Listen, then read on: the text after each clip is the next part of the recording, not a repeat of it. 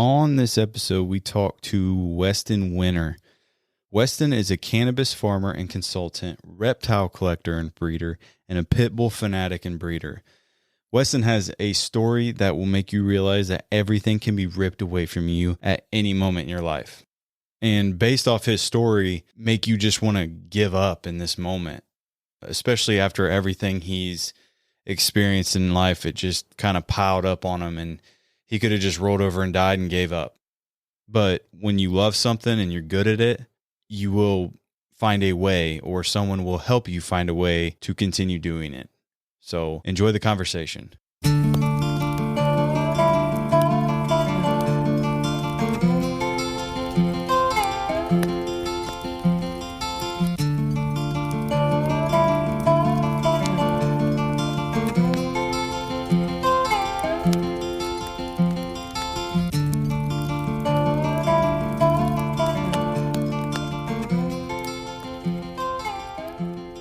I know a little bit about what you're doing, but obviously some of my listeners probably don't. So if you just want to give us a little of what you do. Okay. So, I mean, I do a lot of things. That's always kind of a loaded question. The main thing that I do is I am a cannabis farmer, as well as a cannabis consultant. I've been in cannabis cultivation for over a decade. I've been involved with cannabis for about half my life. I currently run a hemp farm here in Utah. That's where I'm at right now.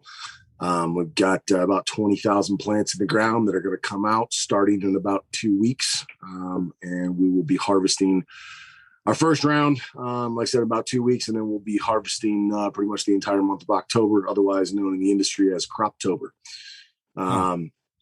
So that is the main thing that I do. And we can talk more about that. Other things that I do in terms of business. I own and operate Wildfire Retix. That is a program I started 3.5 years ago. I own a large collection of reticulated pythons, which is the longest, not necessarily the largest, but the longest species of snake in the world, native Southeast Asia and Indonesia. I've got a little less than 100 of them in my collection, and I breed them and sell them all over the country. I am also very, very involved with lions, not sheep. Obviously, you reached out to me based on being in the den. I've been involved with lions, not sheep for about 5.5 years. That's when I went through the experience. That's when I met Sean, and I've been everything from just a guy that went through LNS to obviously a den member. And I now coach with Sean at the Lions Not Sheep Experience, which is the men's only deal that we do. So those are three of the main things. Again, the biggest things that I do day to day are running this farm and consulting for cannabis cultivation clients. Awesome. So with Fire Through Fog, I mean, I think I kind of explained it to you, but just before I got on here, I came across your post. You put all your pictures up and everything. So if you want to dive into that and just kind of explain that, I know you've probably told the story 1,000 times, but that's your fog. So it's all good, man. Yeah. So I moved to Colorado in early 2013 from South Florida. Again, I was in the cannabis industry, not legally.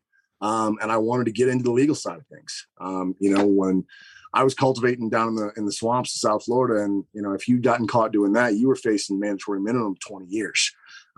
So I moved to Colorado, got a medical license and started cultivating. And shortly after I moved to Colorado, about 3 months, I got a phone call from my dad. And he said, "You need to come home to Ohio immediately. Your mom's in the ICU." I was at Cheyenne. I was at Cheyenne for a few days in Wyoming. Jumped in the truck, hauled ass home, straight to the airport. Nothing but a backpack. Jumped on a plane, flew home. I won't go into the full story on that. But to sum it up, my mom had very suddenly become very sick. She was in intensive care for 2 weeks, and unfortunately, she passed away. And my initial reaction was, hey, like, and so again, to give your listeners some background, I'm an only child. I don't have any brothers and sisters. So my family unit growing up was me, my mom, and my dad. And my mom was an attorney. She was the general counsel for our construction company. She was the vice president. So we were a very tight nuclear unit, when I was growing up. And obviously her sudden passing was very, very rough on both my dad and I, but especially my dad. And so my initial reaction was, hey, look, I'll pack everything up in Colorado and I'll just come home. Like, we'll figure this out. And I'll never forget this. He looked at me and, it was an emotional moment. He looked dead at me and he said, no, you're not. You're not coming anywhere. You're going to stay right there where you are, and you are going to make what you're doing work. Figure it out. Make it work. And so I did. That was, that was in towards the end of 2013. I went back and I kind of had to start over. So when I left to get on that plane, I didn't have anybody in Colorado that could help me. I didn't have any friends out in Colorado. I didn't really have any contacts. And so everything that I had done, my entire grow just basically got turned off. And so I had to start all over. So I did that, and slowly but surely I built back up. And I basically committed myself to my craft and to figuring out how I was going to make that business work. I lived in the foothills of Colorado, and it was me and my one pit bull, and that was it. For 2.5 years, I didn't really have a social life. I didn't have friends. I was in some ways in a pretty dark place, because of the death of my mom. I didn't really know how to deal with it. That was, the first real big, I would say, adversity that I had ever faced in my life. Growing up, I didn't have a lot of adversity. My family certainly wasn't rich, but we were, for where the area that we lived, we were well off. Mm-hmm. I did fairly well in school. I was always fairly good looking. I didn't get picked on. Like, my life was not difficult. And that event, my mom passing away, kind of sparked an entirely new chapter of my life. And it's something that I've said for a while now, that I don't believe that we can truly become who we are meant to be, or the best version of ourselves, without adversity. I simply don't believe that we can. That's crazy. Sorry. That was a question I wanted to ask, is, do you think people have to go through, do they have to suffer to become the person they are supposed to be? So one of my favorite quotes, and I actually heard this in 2018, and I'll get, this is all part of the story, so I'll tell it. One of my favorite quotes is something I heard Ed Milet say in 2018. Pain is inevitable. Suffering is a choice, right? So I don't believe that we all have to suffer. I do believe that we all have to go through adversity and experience significant pain in order to grow into the best version of ourselves. I simply don't think there's any other way to do it. If you don't hit rock bottom, if you don't face massive adversity in your life, you will never be able to know what you're actually made of. Simple as that. Yeah. And again, so my mom passing was kind of the first event that spurred that. And every year since, not now, so 2020, well, 2020 was 2020, but every year from 2013 until 2019 through 2019, I've had a significant life event that was not positive happen in my life. From family members dying to 2018, which was my indictment year, my raid, my mom passing away, my best friend passing away. It's been, my 30s have simply been a chapter of overcoming adversity, point blank. And so to bring it back, I basically spent, like I said, 2.5 years on my own in the foothills of Colorado. In early 2014, I got a DUI. Not the first one I'd ever been charged with, but it was the first one I got convicted of. Police found me on the side of the road. Again, I was not in a good place mentally. After my mom passed away, I was drinking heavily to numb the pain. Police found me on the side of the road with my head against the steering wheel, trucking gear, music blaring, just out, done. And I literally woke up in jail, no idea how I got there, no recollection of anything. And it scared the fuck out of me. Like, it absolutely scared the fuck out of me. It was absolutely one of the events that led to me completely giving up alcohol altogether, which, if we get to it, we can talk about it. And when that happened, I knew I needed another outlet. And that was when I got serious about fitness and started really, really dedicating myself in the gym. I replaced drinking with going to the gym and eating right. I was always a skinny kid growing up. Like, I was a beanstalk. And, I still was at the age of, 30. I weighed like 178 pounds and I'm 6'1" and had no muscle mass or whatsoever. And I decided to change it. And so that was a step in the right direction for me. And so with my business, that was the one thing I was doing well with was my business. Things were going well. I was making money. In 2015, I bought a raw piece of land in Colorado. I bought a 35-acre piece of land, and then I built my own medical facility on that piece of ground from the ground up. I brought in all the utilities. I did site work. I didn't actually erect the building. I brought in, but I basically acted as my own general contractor and built my own 5,400 square foot facility, which when I got raided in 2018, one of the federal investigators under deposition said it was the nicest facility he'd ever been in. So anyway, I opened that facility officially in 2016, about right about mid Q3, 2016. And that facility was, at the time, it was damn near state of the art. I, again, did everything, did all the work, pretty much, especially on the interior myself. And I had one other guy running it with me full time, 5,400 square feet. It was me and him, and we were crushing it, point blank. I started rolling in 6 figures a month. The margins in cannabis cultivation are large. And I was doing very, very well for myself. A couple months before I opened that facility was when I went through Lions Not Sheep. I did that because I knew something was missing still for me. I was doing well in business. My personal relationships were a mess. I was going to the gym, and I was, quote unquote, serious about my fitness. When I went through Lions Not Sheep, though, I quickly realized how out of shape I actually was. Like, yeah, I was, at that point, I was 220 pounds, and, I could bench 400, I could deadlift almost 500, but I could barely, any kind of cardio, I could barely go for a minute, and I was gassed. And so 2016 was another kind of shift point for me when I went through LNS and I started to look at things differently and examine things differently. And it was a godsend that I went through that program then, even though, I came out of that program, and for 6 months, I was very dedicated to self-development and bettering myself and really staying sober. And I slowly started to knock off. And again, being in my early 30s, and when I really started raking in that money, it was like, woof, I made it, man. Like, I'm good, at that point in time. $1 million a year to me, I mean, it might as well have been 100 million. Like, I'd never made that kind of money in my life.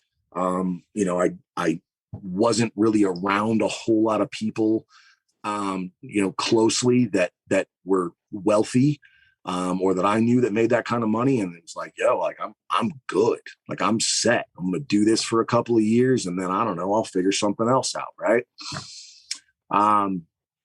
And so, two things happened. First, Q3 2017, I was in Boston at a very old friend of mine. I was there for his wedding, and I got a call from someone in Tampa, Florida, and it was a very good friend of my former best friend, a guy that I had known for since like 7th grade, and he had passed away. He had an alcohol problem, and he literally drank himself to death. And it was a big rock to my system because we hadn't spoken in about 9 or 10 months. He had a drinking problem, and he came to a point where he was only calling me for money. And in late 2016, he called me and said, I'm 2 months behind on rent. I have no food in my fridge. I have no food for my dog. I'm about to be on the street. And if I don't figure something out, I'm going to have to go rob a pharmacy or something. And I said, how much do you need? And he said, $3,000. And I said, okay, it'll be in your account tomorrow. Don't ever call me for money again. And his name was Jordan. I said, Jordan, don't ever call me for money again. The answer will be no. I said, I love you and you're my best friend, but the answer is no, man. You need to get your life together. You need to figure your shit out. And that was literally the last time I ever spoke to him. And so that was a tough one. I carried some guilt from that one for a bit. And right about the time I was starting to kind of come out of that, February 21st, 2018 happened. And that date will forever be etched in my mind. I was actually in Salt Lake City. So my personal trainer at the time lived here in Salt Lake, and I came out once a quarter to train with him and get a new program.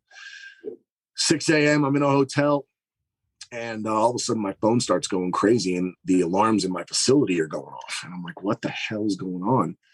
And I start pulling up my cameras, and there's smoke everywhere, and I can't see shit. And my cameras are going down one by one, and I'm like, what the fuck is going on, man? And I genuinely thought I was being robbed. I caught like a glimpse of a guy and it looked like plain clothes. And I was like, yo, I'm actually being robbed right now. Like, holy shit. And there I had one camera that was way up high. And it couldn't just be unplugged. And as the smoke cleared, I saw the big 3 letters that every single cannabis cultivator worries about, DEA. And I was just like, holy fuck. And, again, I'm in Salt Lake City, but I see that. I'm like, it's the feds. They're about to knock on my door, my hotel room door. Like, they got us all, right? And so I call my number one guy, who's still my business partner now. His name's Joe Ramos. I called him. He's not answering. I called my girlfriend at the time. She's not answering. And I'm like, holy fuck. Like, they literally got everybody. Like, we are in some shit. And I finally got a hold of my girlfriend, and she had gone and stayed at her mom's house that night, thank God. And I was like, yo, and again, when you're in the cannabis industry, like, what can happen. You just do, right? Even when it's legal, you understand that federally it's not, and there's a possibility. You just don't everything is going to actually happen to you. Everyone close to me knew, we had talked about if that day ever came, we kind of called it D-Day. And we had a plan around it. And my girlfriend picked up the phone, and I was like, yo, it's fucking D-Day. And she was like, no. I was like, yes, like, go now. I was like, where are you? She's like, the house. Or she's like, my mom's house. I'm like, go to the house, get the dogs, get the cash. Like, you know what to do. And so she booked. I got a hold of my dude, told him the same thing. I'm like, are you good? He's like, there's no one here. And I was like, I would get the fuck out of there. Like, go somewhere else until we figure out what's going on. Meanwhile, I'm still waiting for a knock at my door, right? And nothing's happening. So I called. And again, when you're in the cannabis industry, one of your biggest line items is legal fees, because you have a legal team. You have to. And so I called my main attorney, and I said, today's the day. And he was like, no fucking way. Yeah, man, they're in my facility right now, DEA. And he's like, it's the feds. I said, yeah, it's the fucking feds. He's like, all right, where are you? I was like, Salt Lake. He's like, get back to Denver. Okay. So I to the airport I went, hopped on a plane, and, again, they got Wi-Fi on planes. It's 2018. They got Wi-Fi on planes. So I'm texting back and forth with people. And my girlfriend texted me, and literally, I'll never forget this text. It said, Weston, ... They hit the house. I just passed your truck on a flatbed. And I literally dropped my phone, because I was like, holy fuck.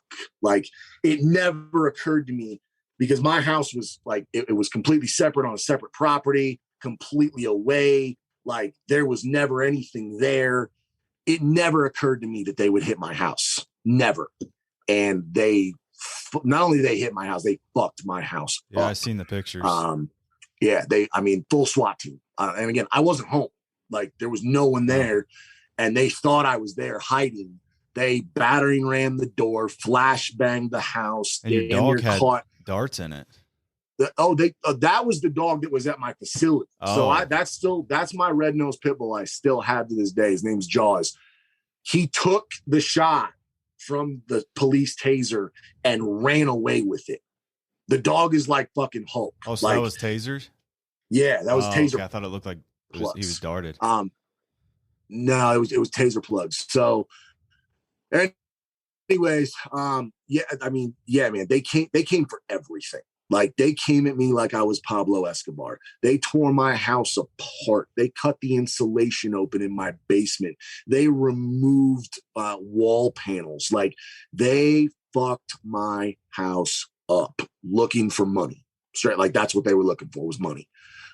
Which is amusing because when you are in the marijuana industry in Colorado, the MED, the Marijuana Enforcement Division, they require you to submit if you're the license holder, you have to submit the blueprints to your home so that if you ever wanted to hide money in your house, they know where to fucking look for it, right? So anyways, and I did have some cash in my house, obviously, and all my guns. I did have some recreational drugs. Like, again, I never in a million years thought they would hit my house, right? So I'm on the plane and I'm like, yo, as soon as I land, I'm fucked. Like they're going to be waiting right there for me. And so I texted my girl and I was like, hey, we're landing. I was like, hey, I have my phone in my hands. And if I hear my name, I'm erasing the whole thing. Like I'm scorched earth. Like I'm not giving them, any more info. So I'm walking off the plane and I'm literally holding my finger over the erase iPhone button. And I walk off and I don't hear anything. And I keep walking and I don't hear anything. And so my first name is actually Charles. Weston's my middle name. And so I'm literally just waiting to hear Charles Wenner. Nothing. And I had texted my girl and hey, come to the airport. Like my one vehicle was there in the short-term parking. And I was like, I'm not going to, take my vehicle. I want to leave it here for now. Come get me. And so she came and nobody was there. Nobody was waiting for me. And it was like, what the fuck is going on, man? And so I went straight to my attorney's office. Meanwhile, while I was on the plane, I got a call from one of the investigators that then left me a voicemail. Mr. Wenner, this is such and such. I was an investigator such and such. I forget the guy's name now. It's a couple of years ago. But anyways, he was like, I just wanted to let you know that we served a search warrant at your home, at your facility, at your storage unit, at your mailbox, and at one other location. Would like to have a conversation with you. Please give us a call at this number. Okay. So I played the message for my attorney and he's like, well, I'll call him. So he calls him. My main attorney wasn't there. It was one of his colleagues. She called the investigator. He answers and she's like, yeah, this is such and such with such and such law firm calling on behalf of Charles Wenner. And he's like, oh, you know where he is? And she was like, I do. I'm not at liberty to say though. Can you please give me some background? What's going on? Well, we serve search warrants, and she's, yeah, we're fully aware of that. Can I, number one, you're going to need to send us copies of those search warrants. Well, we left them at every location. Okay. So is there a warrant for his arrest? Nope, not at this time. We'd like to have a conversation with him though. Okay. Well, I'm his attorney. No, we're not interested in speaking with you. Well, that's not how that works, sir. You don't get to talk to him without me. Well, if he changes his mind and he wants to come in and talk to us, we'd be happy to talk to him. But if he's only willing to talk to us with you present, then we'll be in touch. And hung up the phone. And she looked at me and she's like, I don't know what to tell you. And I'm like, yeah, I don't know what the fuck to think. I'm like, can I go home? Can I go to my facility? Like, what the fuck do I do? And so I left the office, went back to the airport, I got my car, and I went home and literally got home, police tape, crossed my driveway, crossed my door. My front door's just swinging fucking open because they battering rammed it in. My dogs are at the pound.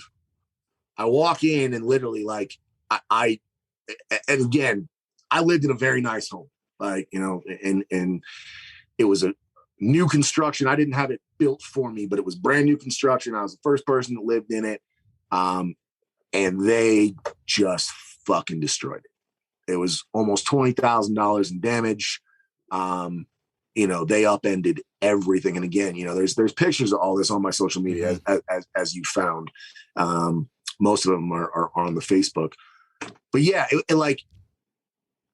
was so surreal, right? It was almost like getting robbed, because I came home and I left 2 days prior and everything was exactly the way that I always leave it. And literally from the files in my office, I mean, every cabinet's wide open, every drawer's wide open. Shit's just, I mean, literally they pulled drawers out and just threw them on the ground. Like, it wasn't like, oh, let's just look through things and see what we find. It was, we're not finding what we want and we're going to fuck this place up. Fuck this guy. Wow. And so it took me about a week because they blew, even though this is the best part of the story on the house, at least. So my basement was unfinished and there were no blinds on the windows, right? You look right in the windows and see nothing but concrete and bare walls. And yet they busted out the window and flashbanged the basement. For what fucking reason, I don't know.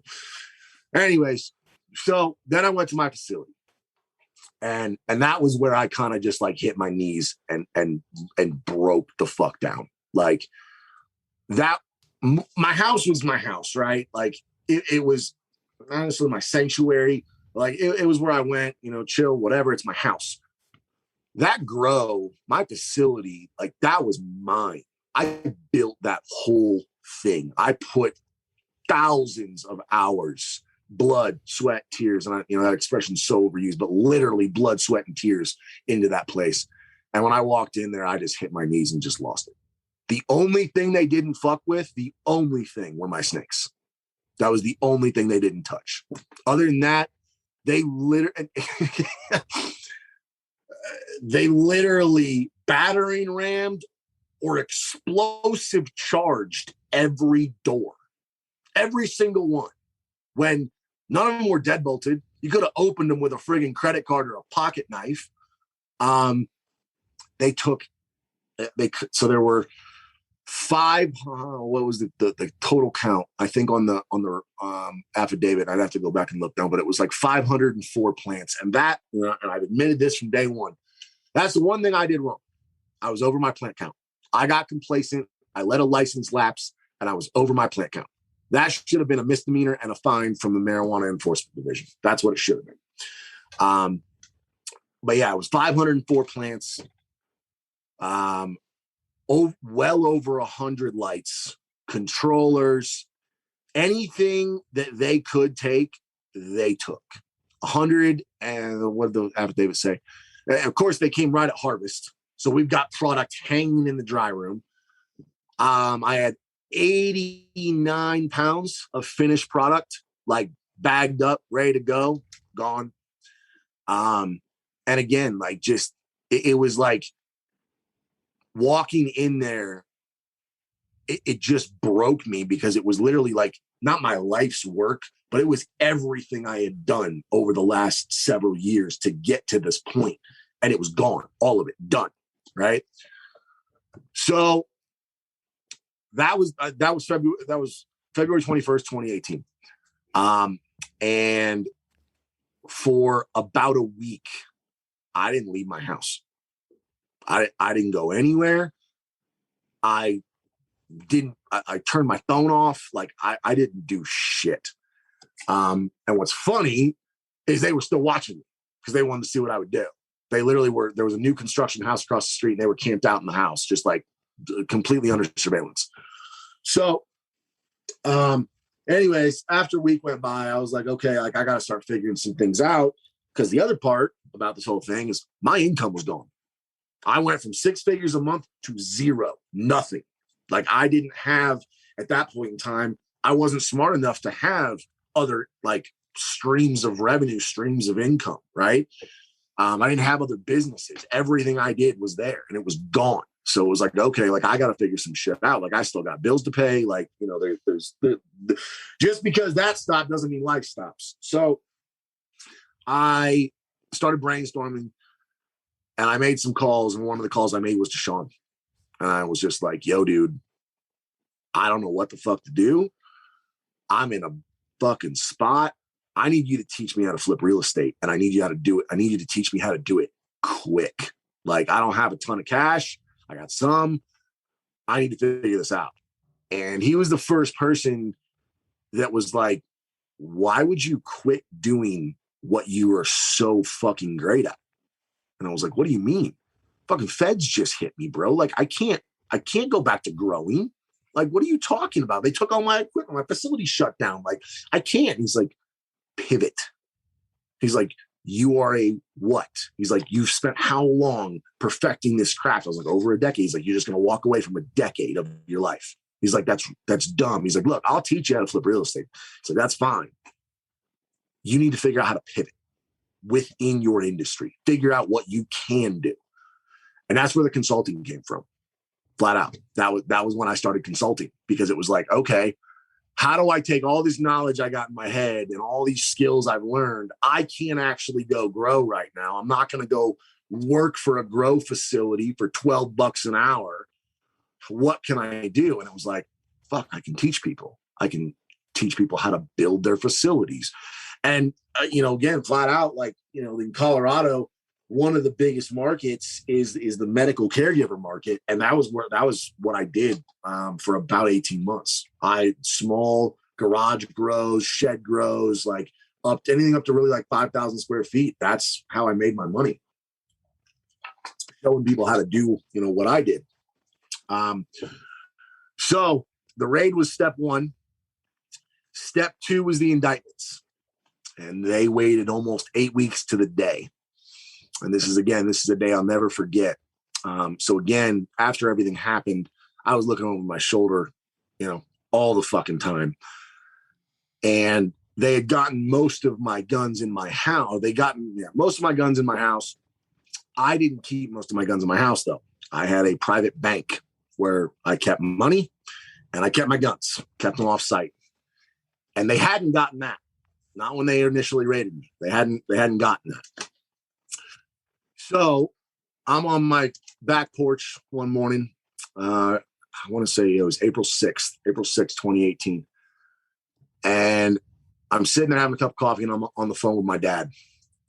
And all of a sudden around the corner of my house come 4 dudes, full tack vests and M4s, DEA.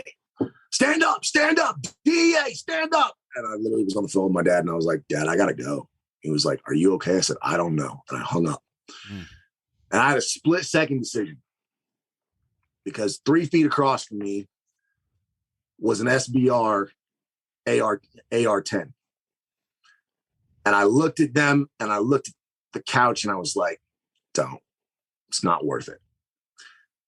And I got up and I put my hands up. And that was the day that I went to DOC. And they charged me with 7 felonies: money laundering, tax evasion, violation of the Organized Crime Act of Colorado, conspiracy to violate the Organized Crime Act of Colorado, conspiracy to distribute marijuana over 50 pounds, conspiracy to create illegal marijuana concentrates. I mean, just the whole fucking litany. They threw the fucking book at me. My bond was $500,000. And the part about the whole thing that was insane was that when we finally got information, it wasn't even really me that they were after. So in 2014, I had lent money to another guy I had known from Florida. He had moved out to Colorado before I did, and he got into the industry. Well, he decided that licenses of any kind were not needed, and that just selling to dispensaries and actually operating within the industry, well, that didn't work for him. So he was FedExing product out of state. He had his own illegal extraction lab, like full just off the books, everything, doing everything wrong, making a fuck ton of money. He had 2 houses that he owned cash, 9 vehicles, like 4 motorcycles. I mean, all of this shit. And he hadn't paid any personal taxes or property taxes in 2 fucking years. So that's how they got him. They flagged him. The state of Colorado flagged him. They investigated, found everything they needed on him. And when they poured through his financial records in 2014, when he paid me back the money that I had lent him, he wrote me a check. Boom, there's the financial link. And so when they looked at me, they said, oh, look at all these assets that he has. And most people don't understand this. When you are in the cannabis industry, everything you are doing is against federal law. Everything.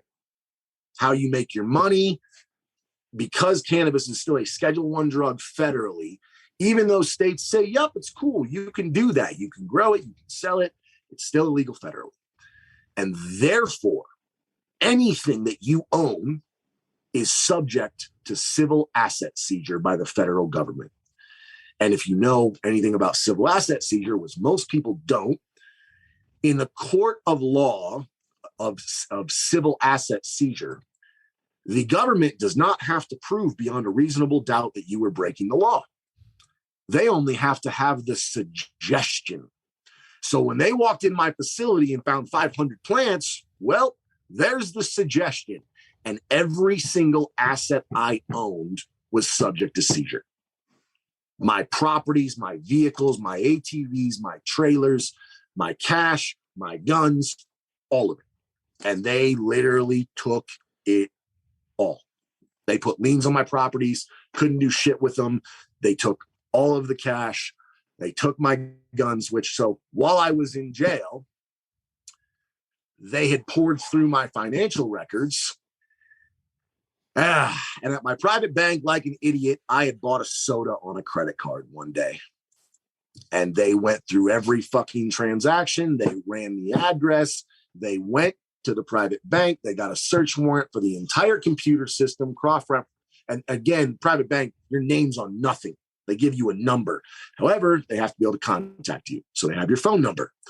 They cross-referenced my phone number. They found my safety deposit box. They found my gun lockers, and they took it fucking all. So I walked out of DOC on April 10th, 2018. My world's rocked, like completely fucking rocked. I'm facing up to 32 years in prison minimum if I'm convicted of these charges. I'm part of a RICO case. And I'm literally just like, yo, my life might be over. Like, what the fuck? And the only peace of mind I had was, well, I still got some money, right? Still got some money. I can figure some shit out. So I went to my private bank and I walked in, and the owner looked at me and he just shook his head and he was like, I'm so sorry, dude. And he handed me the search warrant. Mm. And I remember, I still feel it, like the blood just dropped out of me. And I got in my truck and I drove home.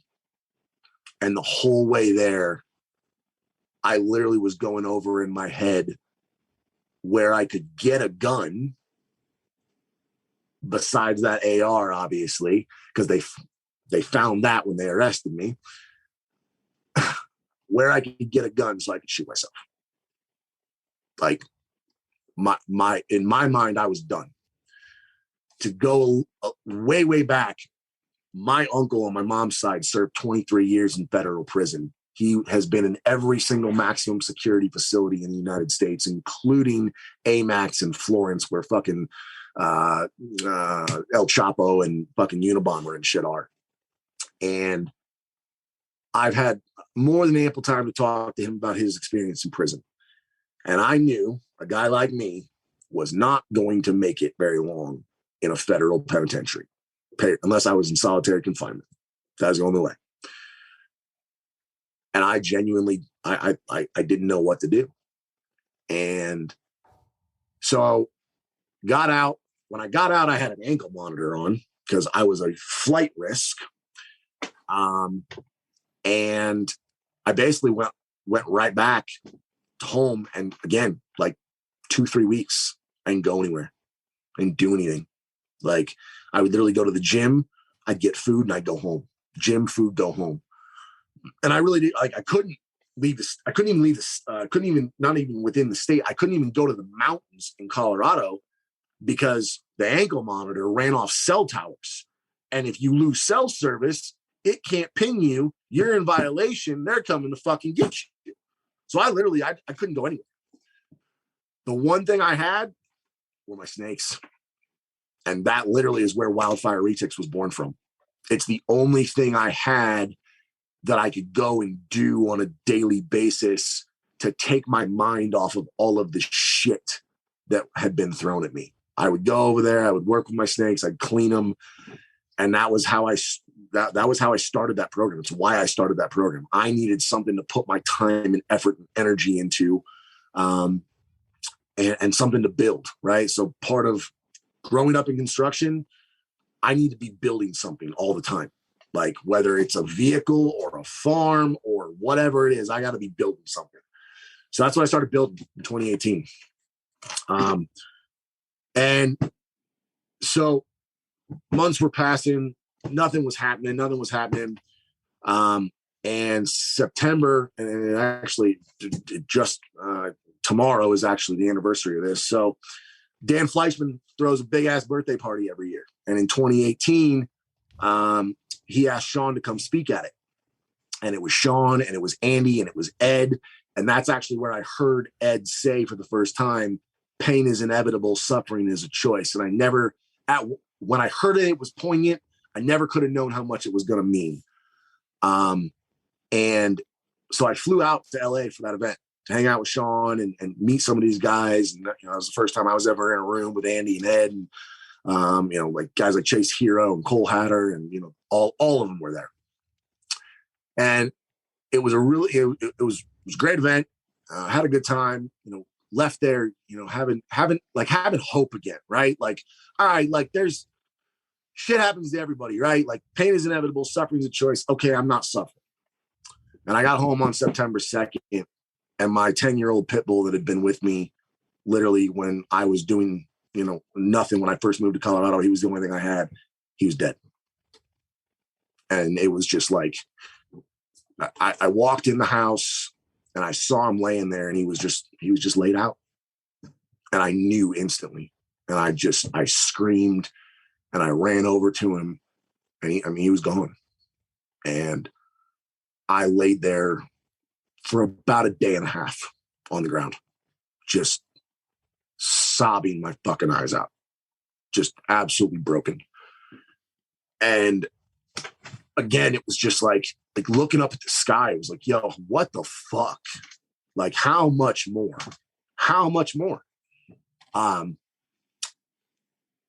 so I took care of him, got him cremated. His name was Blitz. And that's what this tattoo. So on my forearm, and I put pictures of this up before. It's a tattoo of an hourglass with a clock in it. And at the bottom of the hourglass, there's a roll of $100 bills. And the clock is set to 9:02, which is the date that Blitz died. What it means to me is that all of our hourglasses run out of sand.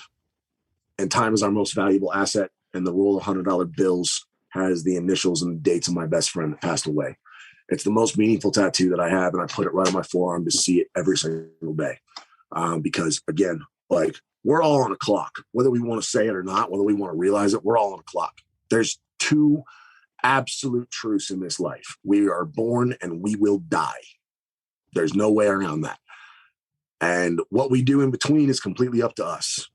My my outlook on life is we are the sum of two things: our choices and our experiences. Our choices dictate our experiences. And if we are unhappy with our experiences, we can make different choices at any point in time. And in 2018, I made a choice. And that choice was that everything that had happened for me was exactly that. It happened for me, not to me, and I was going to overcome it all. I was going to come back from it. I was going to rebuild, and I was going to do it bigger and better than I ever did before. And that was really in like September, October of 2018. I called my legal team and I said, I want a deal, make a plea bargain, period. I want this fucking done and I want it over with. And that's what we did.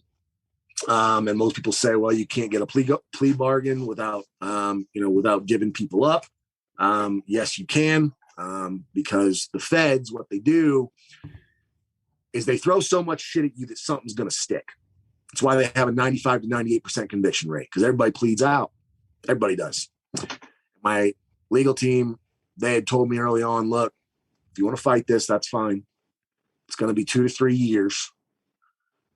And ultimately, you need to be prepared, because they won't get you on everything, but they'll get you on one. And that's all they need. And when they get you on one and you fight them, they will put the maximum penalty to you, period. You will go to the DOC. There won't be any negotiation. Okay, make a plea deal. And so we went back and forth for a few months, and we made a plea deal. And the plea deal was I pled guilty to cultivation over 30 plants, which is a third-degree felony in a state where cannabis is legal. Figure that one out. Pled guilty to that, and I wrote a check. I gave up all the cash they took, and I got everything else back. I was able to keep my properties. I got my vehicles back. I didn't get my guns back, but they were returned to my family. However, I wrote the federal government a check, and that check was for $210,000. That, along with a 4-year probation and a big F on my record. And that is how I walked away from that entire experience. And people say you can't buy your freedom. Well, yeah, you fucking can. You can buy it. There's a price for everything. And that was the price for mine. So that 2018 was the really pivotal year. That was what really changed me and changed things for me. And starting, we settled my case in March of 2019. And by May of 2019, I was already operating and running a 50-acre hemp farm here in Utah. That's awesome. I settled my case. I sold all of my real estate in Colorado, scrapped every single dollar I had together, came out to just a little over $500,000 in cash. And I said, okay, I got 4 years to 10X this. Like, I need to get myself back on the trajectory that I was on. And so May 2019, I was on a hemp farm here in Utah. That hemp farm did not go well. We had a farm. I was simply the cannabis guy on that one. I wasn't the farmer. It was actually the first business that Sean and I ever partnered on. And we each had our role. Unfortunately, the farmer thought he knew better than I did in terms of how to grow the cannabis and what needed to be done. And in the end, we ended up getting fucked on that deal. It did not turn out well. However, 2019 was also the year that I really stepped up my personal development game. I joined Arte Syndicate. I met a lot of really, really badass dudes in that group. Formed some amazing relationships that I have to this day. It's what's helped bring my life completely back around, as well as knowing and being close with guys like Sean. And diving in fully on myself. Like I dabbled with personal investment before that. Now, the biggest thing I invest in is myself. I spend well over 6 figures a year on my own personal development. And it's point blank. I don't know where I would be without it.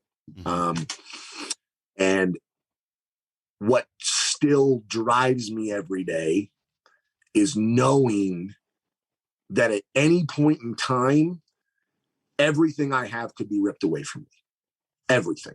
And anyone that thinks that that isn't possible is literally delusional, especially in this world we live in today. I'm not going to get into a discussion on current events and everything that's going on in this country. I've been saying the same thing, though, since the start of 2020. It is us versus them. And if you don't believe this whole thing's about control, then you just don't have enough experience. And I do. So that said, man, I mean, that's kind of the big part of the story. Obviously I live here in Utah now. I'm running a hemp farm. We have a full retail brand that will be coming online in the next couple of months. I am dating the absolute love of my life. I didn't complete the Live Hard program last year. I completed 75 Hard phase 1 and phase 2, and I failed phase 3, and I have not gone back to redo the entire program yet. At some point I may, we'll see. But again, I'm in the best place I've ever been in my life.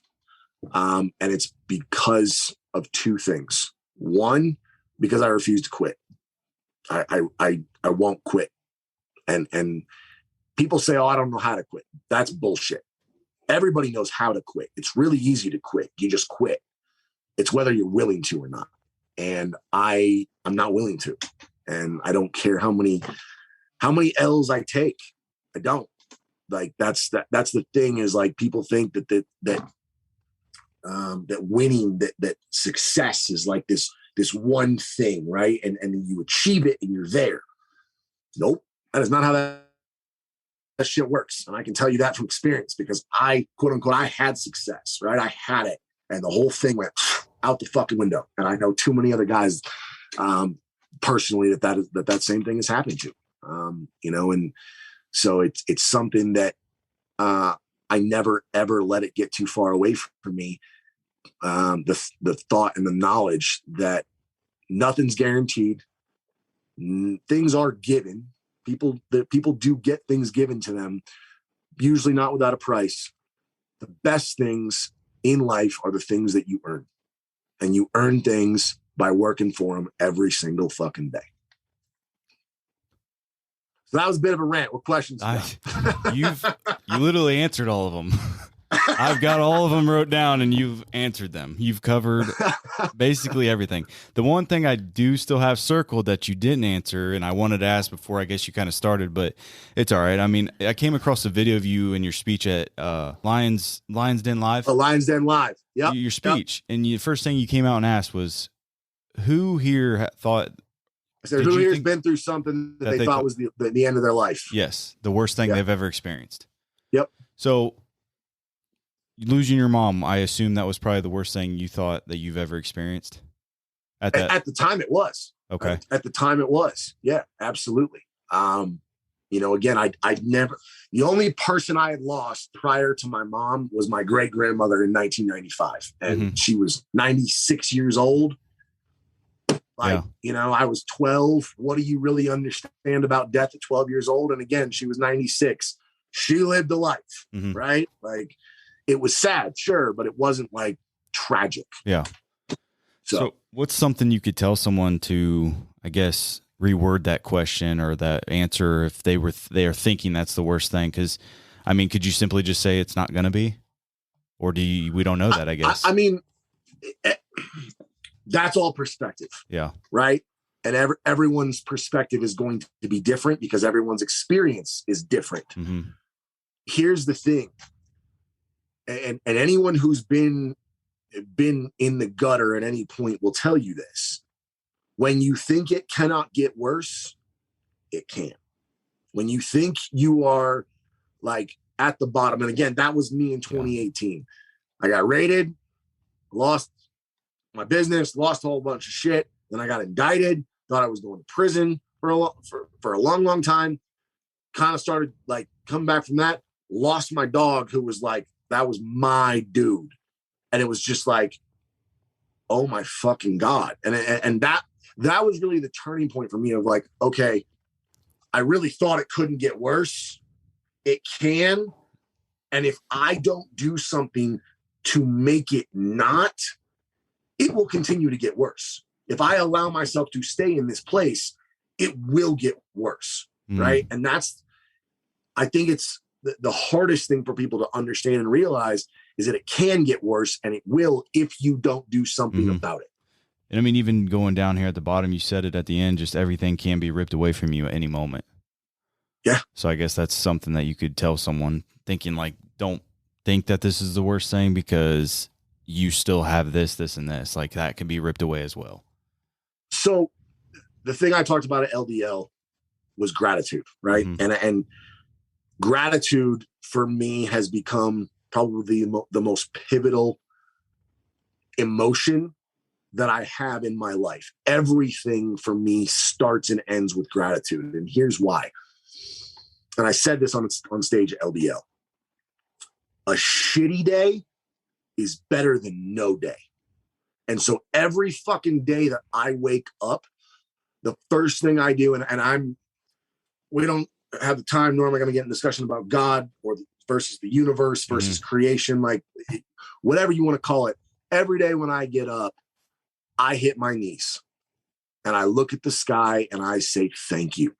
Now I developed that gratitude mantra in 2019. And that was what I said well over a year every single morning. And then it came to a point where it felt more just like rote memorization than it did like real gratitude. And now every morning I say what's in here, whatever I feel, whatever I am grateful for. And what I find is that a lot of people will ask for help, right? They to God, and again, you can call it praying if you want to. You know, I call it, communing with the universe. That's just my way of looking at it. I have a different outlook on all of that. You can call it whatever you want. Most people, when they're doing that, they're asking for something, right? I don't ever ask for anything, because anything that I want, anything that I need starts with me, right? I can get anything that I want. I can achieve anything that I want to do, so long as I actually believe it, I actually want it, and I execute on it. Those three things. If you don't actually believe you can do it, you never will. If you don't actually want it, you'll never really work for it. And if you don't actually execute every single day towards that accomplishment, dream, goal, whatever word you want to use, my word's intention. If you don't execute towards that intention every day, you are never going to see it. And so when I wake up every morning and I've got sight in my eyes and breath in my lungs and the freedom to go and do whatever it is I want to do, I'm good. Like, I'm good. And having that has allowed me to continue, because it's not like I haven't taken L's or had shitty days or experiences since 2018. I still have. The thing is, I just don't let it.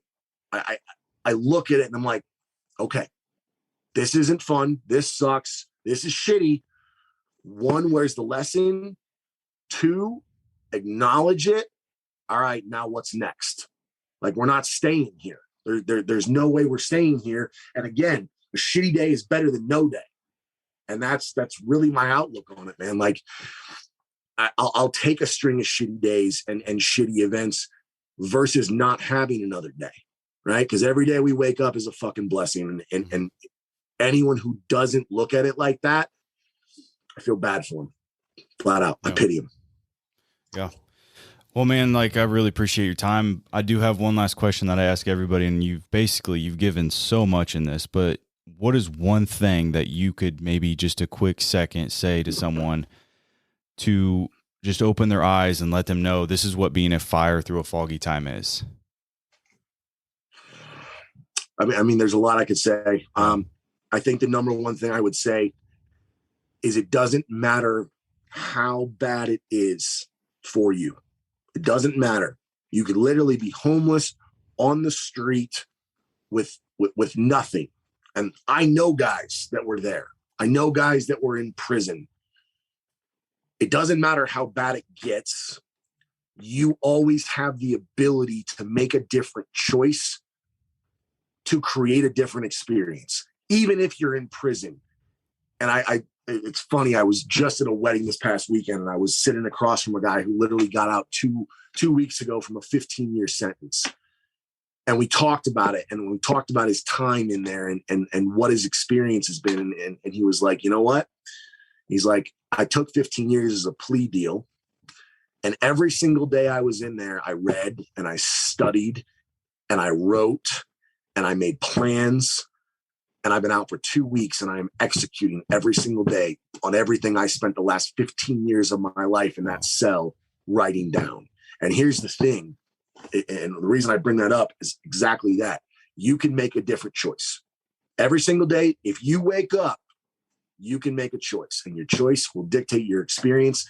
And if you don't like the experience you're having or that you had, make a different fucking choice. Mm-hmm. And that is probably the most simple way I could put it. Yeah. That's awesome.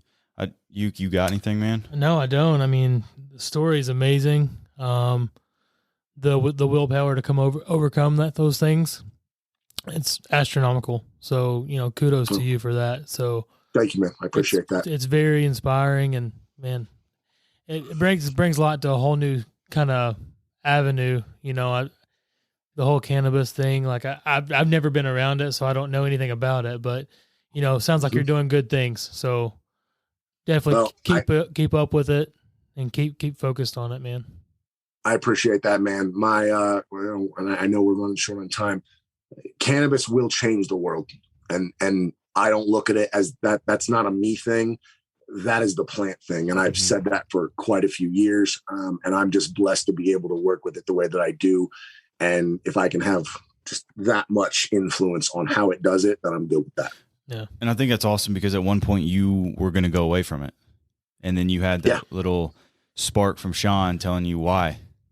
If you didn't have that, you may have got it from someone else, but you were going to go away from it. But it's just awesome to hear the story, and you're killing it at it now even more. Mm-hmm.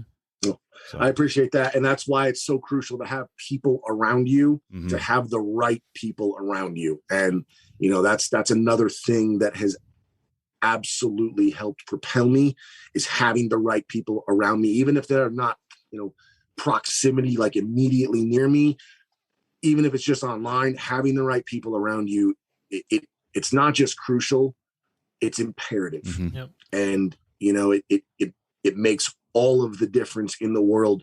And frankly, at that point in time, Sean was only one of the only people that I had around me that was like that. Everyone else in my life was like, all right, so you're done with this now, right? You're going to get a job. Yeah. Like, you're going back to corporate America. Like, because that's what I did before. I was in corporate America for 8 years. I did corporate sales. I've worked for big, Fortune 50 companies. Like, I've done that. And it was fucking miserable. And I never want to go back to it ever again. That was what everyone else around me, though, was like, oh, so you're done with this now, right? Like, you're going to go live a normal life and just do what you're supposed to do. And I was like, no, go fuck yourself. Like, there's not a chance I'm doing that. Like, I will figure something else out. It may not, and at that point it was like, it may not be cannabis, but I am damn sure not going back to a 9 to 5. Like, never going to happen. And that's not, I don't want that to be taken negatively to anyone that has a 9 to 5, because look, if that works for you, my hat's off to you, flat out. It really is. And I have the utmost respect for people that do that grind and that works for them. And we need those people. Look, everybody's got to find what works for them. Yeah. It didn't work for me. And it's the last thing I ever want to go back to. Again, if it works for somebody, then kudos to them. Yep. For sure. That's awesome, man. Again, I appreciate your time. I mean, like I said, you answered every question I had. So it's like you just said, surrounding myself with different people. The Den has done that, and nothing against the previous people, because we kind of did this with local people, friends, family, and you can tell a difference between the people I've had on from the Den to the first couple episodes we had. It's just you guys have elevated it, because you can tell you've surrounded yourself with these positive people, and that are people who are going to push you. So you can definitely tell a difference. Yeah, no, there's no question, man. And I mean, again, the Den has been a big part of that. Lions Not Sheep has been a big part of that. my association with Sean has been a big part of that. And then Arte as well, and the other groups that I've been a part of. It's a blessing to be able to do those things. The funny part, joining Arte Syndicate was actually my gift to myself when I closed my case and sold all my real estate. It was like, all right, I'm doing one thing for me.